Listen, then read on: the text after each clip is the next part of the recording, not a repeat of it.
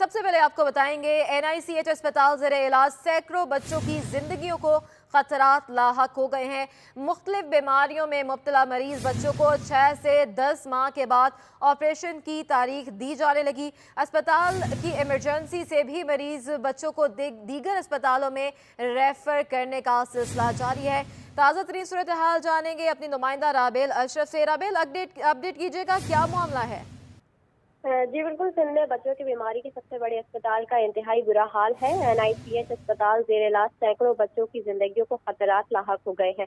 मुख्तलिफ बीमारियों में मुब्तला मरीज बच्चों को 6 से 10 माह के बाद ऑपरेशन की तारीख दी जाने लगी है, जबकि अस्पताल की इमरजेंसी से भी मरीज बच्चों को दीगर अस्पतालों में रेफर करने का सिलसिला जारी है। साथ ही वालिदैन भी अजियत के शिकार है कि मुख्तलिफ लेबॉर्ट्री टेस्ट और अद्वियात का बहरान भी शिद्दत इख्तियार कर गया है। जी अच्छा राबेल, ये भी बताइएगा बच्चों के वालिदैन की जानिब से क्या कहा जा रहा है? जी बिल्कुल, वालिदैन की जानिब से यही शिकवा किया जा रहा है कि मुख्तलिफ लेबॉर्ट्री के जो टेस्ट वगैरह हम बाहर से करवाते थे, अब यहाँ पर करवा रहे हैं, उसका भी शिद्दत है यहाँ पर। और साथ ही साथ अस्पताल की जो इमरजेंसी भी, उसमें मरीजों को बच्चों को दीगर अस्पतालों में रेफर किया जा रहा है। साथ ही साथ बच्चों को जो है, जो बच्चे जिनको कोई मुब्तला किसी बीमारी में, तो उसको 6 से 10 माह के बाद ऑपरेशन की तारीख दी जा रही है। जी राबेल, वजूहात क्या बताई जा रही हैं अस्पताल इंतजामिया की जानिब से? क्या मशीनरी कोई ख़राब है, मशीनरी की कोई कमी है, क्या मुश्किलात दरपेश हैं अस्पताल के इंतजामिया की जानिब से, क्या बताया है? जी बिल्कुल, अस्पताल के मुताबिक डॉक्टर्स OPD करने के बजाय इंतजामी अहदों पर फाइज हो गए हैं, जिसकी वजह से ये सामने आ रही है कि अस्पताल के डायरेक्टर समेत दीगर डॉक्टर फार्मा कंपनियों से डीलिंग में मसरूफ अमल रहते हैं। इस वजह से इनको ये मुश्किलात का सामना करना पड़ रहा है। जी और अभी ये भी बताइएगा, कब से ये सब सिलसिला चल रहा है? जी बिल्कुल, अभी टाइम हो गया काफी। इससे पहले भी हमने देखा कि दवाओं की किल्लत बरकरार थी अस्पताल में, जबकि अब जो है इमरजेंसी में भी मरीजों को, बच्चों को दीगर अस्पताल को जो है दीगर अस्पतालों में रेफर करने जाने का जो सिलसिला वो जारी है। ठीक है राबेल, बहुत शुक्रिया अपडेट करने के लिए।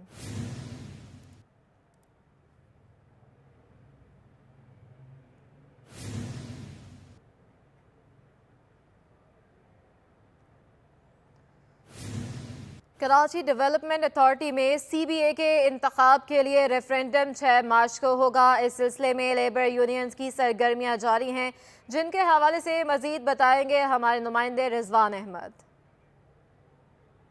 जी बिल्कुल, इदारा तरक्यात कराची के 65 साल क़याम होने को रेफरेंडम यहाँ पे जो लेबर विंग का है वो होने जा रहा है 6 मार्च को। और बताता चलूँ आपको कि इन 9 रेफरेंडम में 3 मरतबा मुसलसल कामयाबी हासिल की है मज़दूर यूनियन ने। मौजूदा CBA भी मज़दूर यूनियन है। अब्दुल मतीन शेख उसके सरबराह हैं, हमारे साथ मौजूद हैं। मतीन शेख साहब, बहुत शुक्रिया। ये फरमाइएगा, इस वक्त 4 यूनियंस मद्दे मुकाबिल हैं आप समेत, चौथी मरतबा आपकी कामयाबी की जो ख्वाहिश है मुकाबले में हिस्सा क्यों ले रहे हैं आप? और साथ में ये भी बताइएगा कि कौन से ऐसे मसाइल हैं जिन्हें मुंतखब होने के बाद आप हल करने को तरजीह देंगे? सबसे बड़ा मसला जो हमारे लोगों का प्लाट उनको नहीं मिले, तो वो दिलाना है। दूसरा, उनका प्रमोशन कुछ रह गए हैं वो दिलाने। तीसरा ये है कि जो मतलब हमारे अलाउंसेस वगैरह हैं, जो अलाउंसेस वगैरह वो हमें दिलाने। और चौथा सबसे बड़ा मसला ये कि चार्ट आउट डिमांड हमारा जो है वो इन्होंने मंजूर हो गया था, उन्होंने कुछ लोगों ने साजिश करके उसको रोक लिया, वो मुझे अल्लाह ने चाहा तो दिलाना समझे। और दूसरा ये है कि यहाँ पे जो सन ऑफ एम्प्लाई हैं उन बच्चों को, क्योंकि उनका हक पहले हर लिहाज से पहले सन ऑफ एम्प्लाई का बनता है, जिन्होंने 60 साल इस सर्विस दी है उनके बच्चों का, तो उनके तकरीबन हमारे पास 2500 इस वक्त मुलाजमत मौजूद हैं। लोग रिटायर हो रहे हैं, उनकी जगह कोई नहीं आ रहा, समझे, इदारा खाली हो रहा है। और एक वक्त ये आएगा कि सब रिटायर हो जाएंगे, सिर्फ इदारा तरक्यात यहाँ पे रह जाएगा। तो इससे पहले के रेफरेंडम में CBA जो मुंतखब 3 मरतबा हुई है, गैर सियासी है, किसी सियासी जमात से ताल्लुक़ नहीं है। अब देखना ये होगा कि आने रेफरेंडम में कामयाबी किसके कदम चूमती है। जी, कराची में BRT रेड लाइन के तरक्याती काम का आगाज एक बार फिर हो गया है। नुमाइश चुरंगी पर BRT रेड लाइन के लिए अंडरपास की तामीर का काम जारी है। मजीद बात करेंगे हमारी नुमाइंदा आदिया नाज से। आदिया, अपडेट कीजिएगा इस बारे।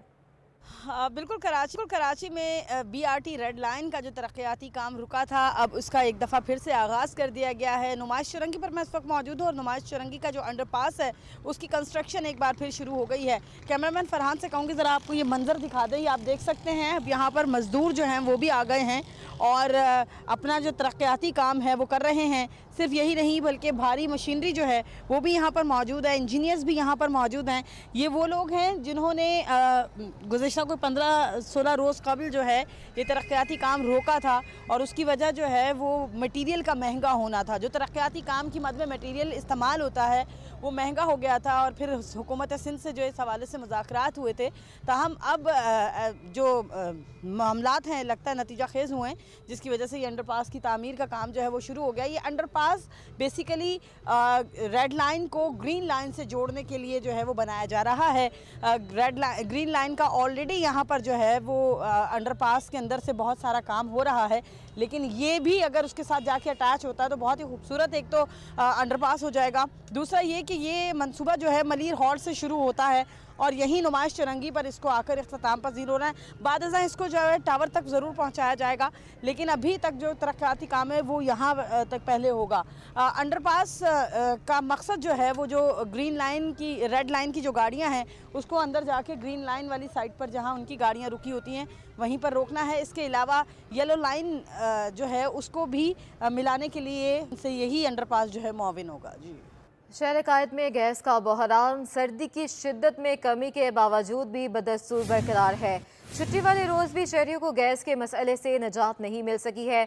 सर्दी में कमी के बावजूद कराची में गैस की किल्लत का मसला जूं का तूं है। शाह लतीफ़ टाउन, लियारी, गुजाब टाउन, तेसर टाउन समेत बेशर इलाके गैस की किल्लत के मसाइल से दो चार हैं। गैस की आंख मचोली की वजह से लोगों के अखराजात बढ़ गए हैं। शहरी नाश्ते और खाने की तैयारी के लिए LPG गैस सिलेंडर के इस्तेमाल करने पर मजबूर हो गए हैं और होटलों से महंगा खाना खाने पर मजबूर हैं। गैस के बदतरीन बहरान की वजह से घरेलू सारिफीन के साथ साथ होटल्स मालिकान भी परेशान हैं। कहते हैं महंगी LPG की वजह से अखराजात बहुत बढ़ चुके हैं। इस हवाले से मजीद तफसीलात बता रहे हैं हमारे नुमाइंदे काविश मेमन। जी बिल्कुल, गैस लोड शेडिंग ने अब होटल्स मालिकान को भी परेशान करना शुरू कर दिया है। शहर में बदतरीन गैस लोड शेडिंग के बाइस LPG के दाम भी बढ़ गए हैं, जिसके बाइस अब जो होटल्स मालिकान हैं उनका कहना है कि अखराजात में भी इजाफा हो गया। मेरे साथ होटल मालिक मौजूद हैं, उनसे बात भी करते हैं। बताइएगा अब कितनी कॉस्टली पड़ रही है अब चाय, और क्या कहेंगे सवाल से?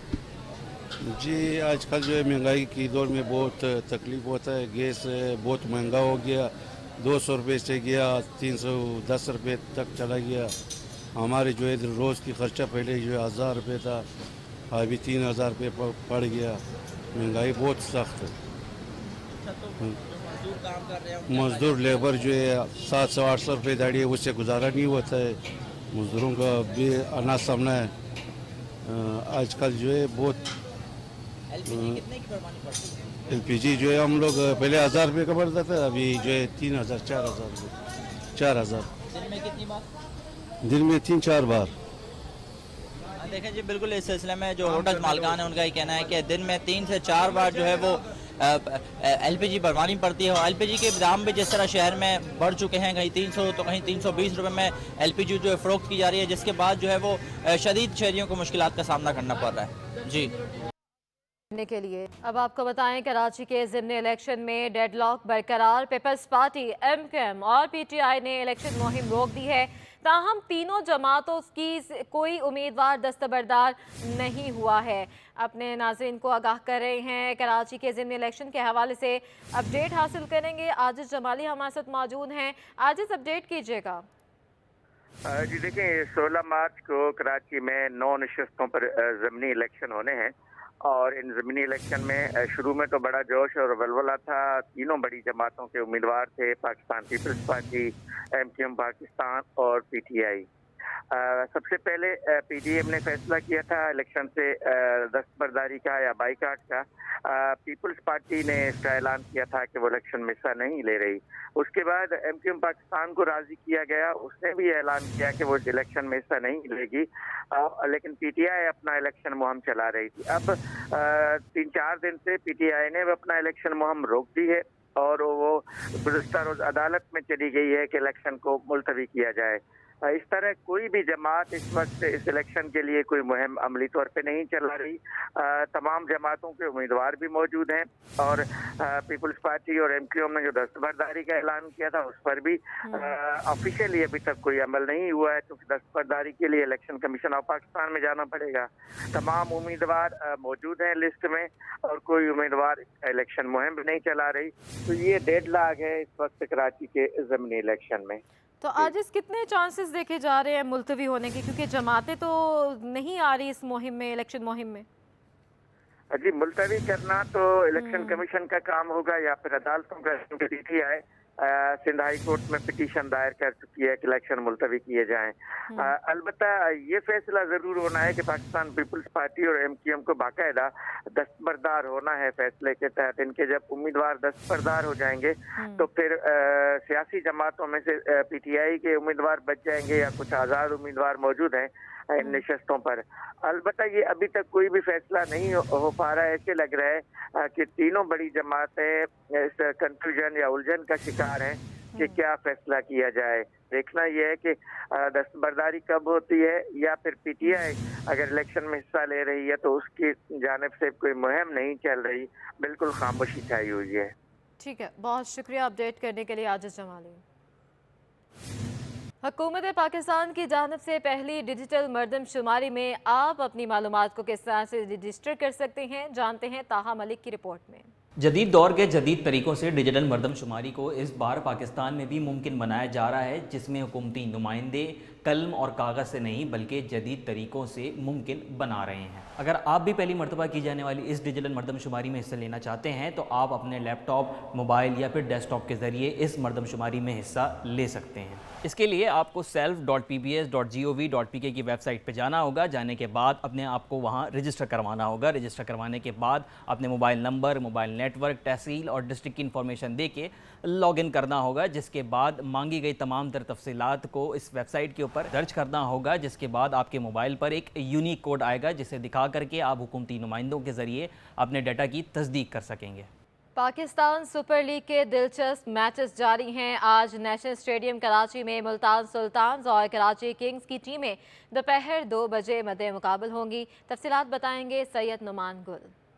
जी हाँ, बिल्कुल। पाकिस्तान सुपर लीग सीज़न 8 के दिलचस्प मुकाबले इस वक्त जारी हैं। कराची के नेशनल स्टेडियम में आज मुल्तान सुल्तान और कराची किंग्स मद्दे मुकाबिल होंगी। दोनों टीमें जो है वो दूसरी टीम को जो है वो शिकस्त देने के लिए जो है पुरअज़म है। कराची किंग्स जो है मुल्तान सुल्तान को शिकस्त देने के लिए जो है वो अपने अज़म का इजहार कर रही है, जबकि मुल्तान सुल्तान भी जो है आज कराची को हरा कर जो है वो अपना पॉइंट टेबल पर अपना जो असर रसूख है उसे बरकरार रखने जा रही है। मैं इस वक्त स्टेडियम के बाहर शायकीन क्रिकेट के साथ मौजूद हूँ। मेरे अकब में जो है वो सपोर्टर्स मौजूद हैं अपनी अपनी टीम्स के। भाई, कौन सी टीम को सपोर्ट करने आए हैं? कौन जीतेगा आज का मैच? मुल्तान सुल्तान जीतेगा और कराची बाहर हो जाएगा इंशाल्लाह।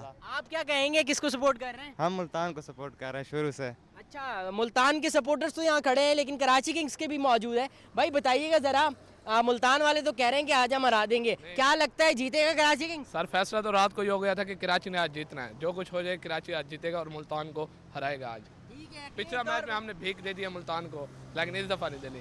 यकीनी तौर पर शायकीन क्रिकेट अपनी अपनी टीम्स की जीत के लिए पुरअज़म है और इन लोगों का ये कहना है कि मुल्तान सुल्तान जीतेगा, जबकि इस जानिब जो कराची किंग्स का जो सपोर्टर है, जो फ़ैन है, वो ये कह रहा है कि आज का मैच कराची किंग्स जीतेगा। 2 बजे मैच जो है वो बराह रास्त दिखाया जाएगा और मैच के बाद ही फैसला होगा कि कौन सी टीम आज का मैच जीत।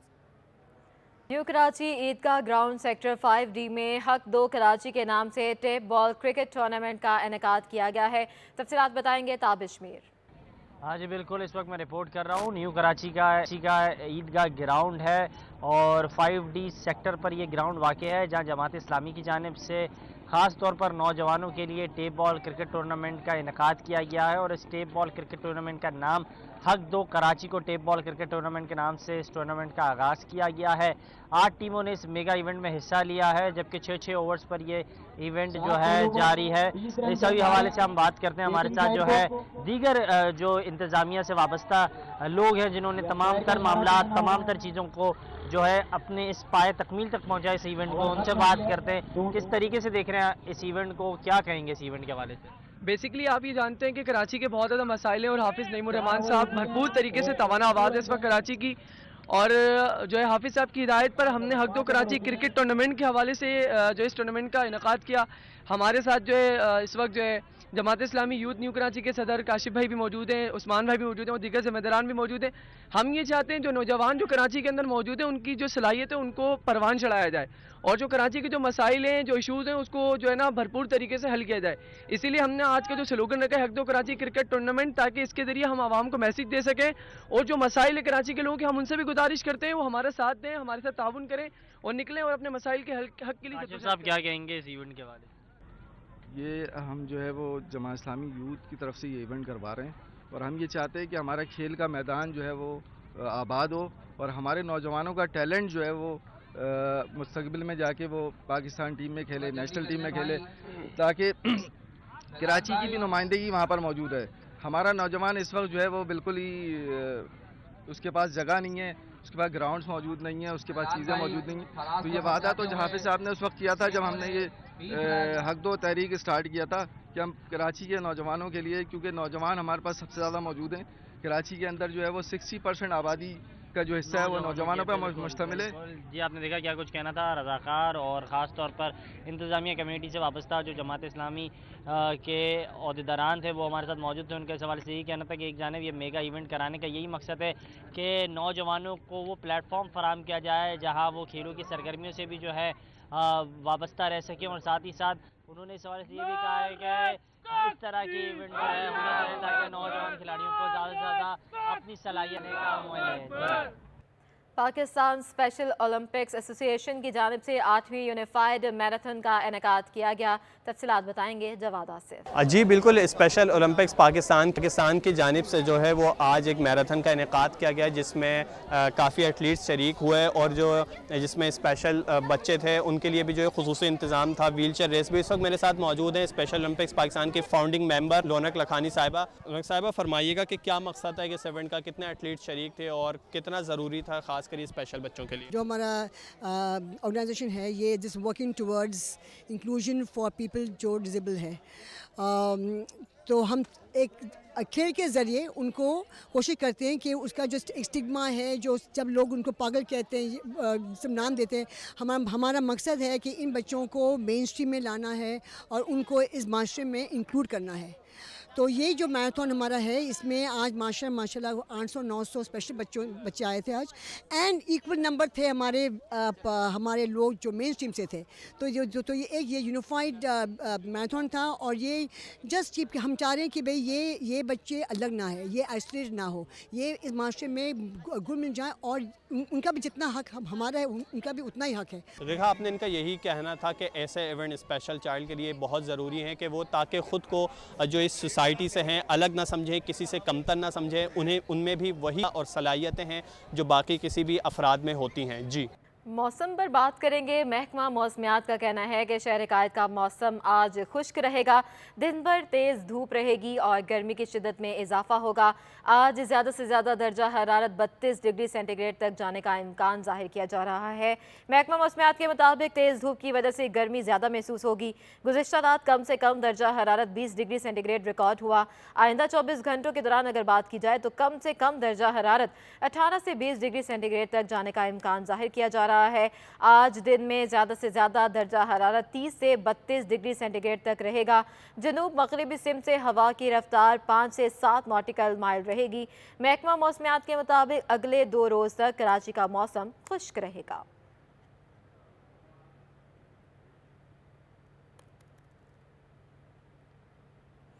इतवार के रोज़ शहर कायद के बासी बाहर नाश्ते को तरजीह देते हैं। कोई हलवा पूरी पर हाथ साफ करता है तो कोई पराठे चने को तरजीह देता है। मज़ीद बताएंगी हमारी नुमाइंदा राबेल अशरफ। जी बिल्कुल, इतवार का रोज़ हो और ऐसे कैसे हो सकता है कि लोग इतवार वाले दिन जो है बाहर नाश्ते को ना तरजीह दें।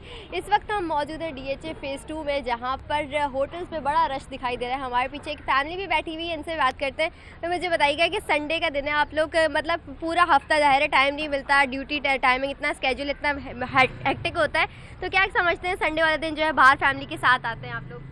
बिल्कुल जी, कराची में एक यही एक्टिविटी रह गई है जिसमें हम बाहर आके और खाना पीना ही कर सकते हैं। बाकी तो आपको पता है जो भी चीज़ है वो बहुत हॉटल्स हो गई।